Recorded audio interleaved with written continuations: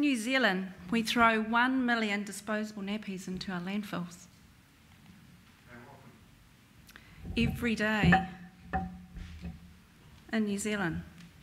Worldwide, disposable nappy manufacturers need to produce 5,000 nappies per second to keep up with demand. What New Zealand consumes in a year, the world consumes in a day. My name is Derelee Potroz-Smith, and I'm here to talk to you about my idea of what we submitted to the Bright Ideas Challenge last year. We've come a long way in those last few months, but in particular I want to talk to you about the 3 things that I've learned during the startup phase that have really helped me get ahead.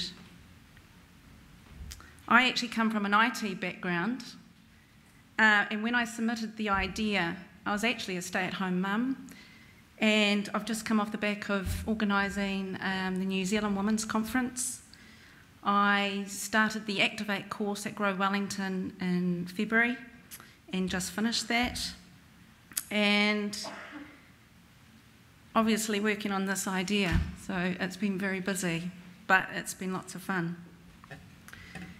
So how did I get to nappies? Well, our idea has evolved from 2 problems that I've personally experienced, and out of these experiences has come a passion to relieve pain. Just imagine if your income dropped 40% overnight. This is exactly what happened to me and my farming family back in the 1990s when the wool industry nearly collapsed. 90% of New Zealand's wool production comes from the coarse wool, which my family produces. Let's click it on. And this wool is actually used for carpets mainly. So out of this experience, I was determined that I would need to find a market for coarse wool that used a lot of wool and created products that were everyday consumer items with a short shelf life. My other passion is my children. When I had my first son, Xavier, I turned into this mad, obsessed mother, hell-bent on finding the best products for our precious child. However, I was horrified when I learned what goes into a disposable nappy, and this is what I found out. 1 disposable nappy is made up of 1 cup of crude oil to make the plastics. Then you add 1 tree to make the wood pulp fluff. And then a whole lot of man-made chemicals are added to mask odour, to provide antibacterial properties, to aid in the absorption, and to bleach nappies white. These chemicals have been linked to toxic shock syndrome, asthma, chemical burns, skin irritations, infertility, and cancer. They will take up to 500 years to biodegrade. These chemicals within leach out and pose a very real health and safety risk to humans, to our waterways, and off-gassing is produced, which goes into our environment. So reflecting on these 2 problems, a volatile wool industry and a plastic, toxic-filled disposable nappy. This is when a light bulb turned on for us. Why not provide a disposable nappy made of wool?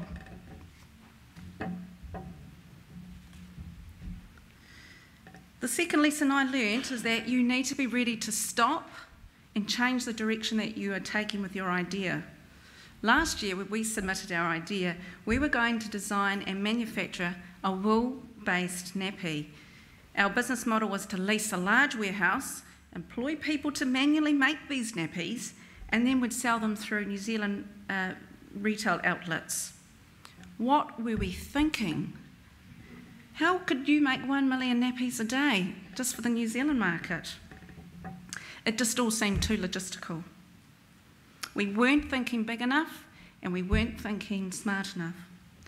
This is when we realised that our unique selling point wasn't in the entire nappy, but in the absorbent core itself. Without the absorbent core, a nappy wouldn't function. So this is where we are now. I've been very lucky to raise $90,000 to go towards commercialising our idea.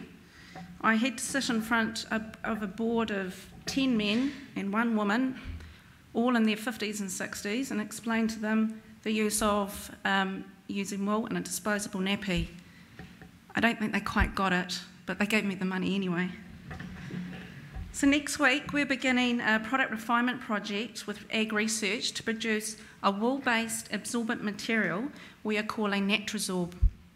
Natrasorb is a natural ultra-absorbent material used in baby care, personal hygiene and wound care products. It will biodegrade quickly, it's kind to the environment and it's gentle to skin. We can use the wool from the undesirable part of the sheep, for which is cheaper and of less demand. We plan to license this material to pharmaceutical companies that produce personal hygiene products. By licensing to these companies, we leverage their existing markets, go forward, and we also tap into their huge marketing budgets. In turn, they get a very versatile product that can be applied to a range of personal hygiene and wound care products. And because we deliver the material on a roll, it can be retrofitted into an existing plant, it can be cut to meet the specification of the manufacturer, and best thing of all, we can make it here in New Zealand.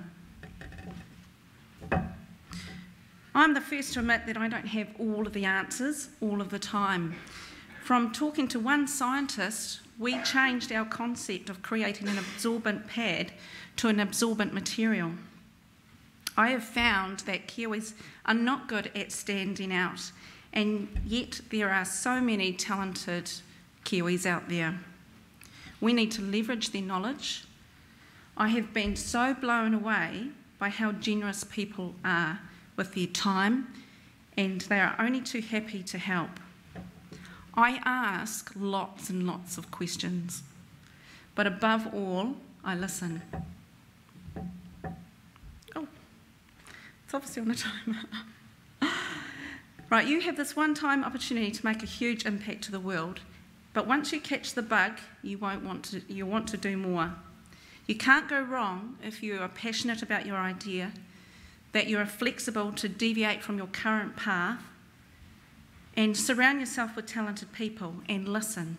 You will learn more things quicker over a coffee than reading a book. So one last tip, have a clear end goal and write it down. If you keep that in mind, you'll reach it faster and you'll stay focused. We still have a long way to go, but we are well on our way to make our idea work. Just think. What if you could make your dream a reality? How good would that feel? Thank you for listening.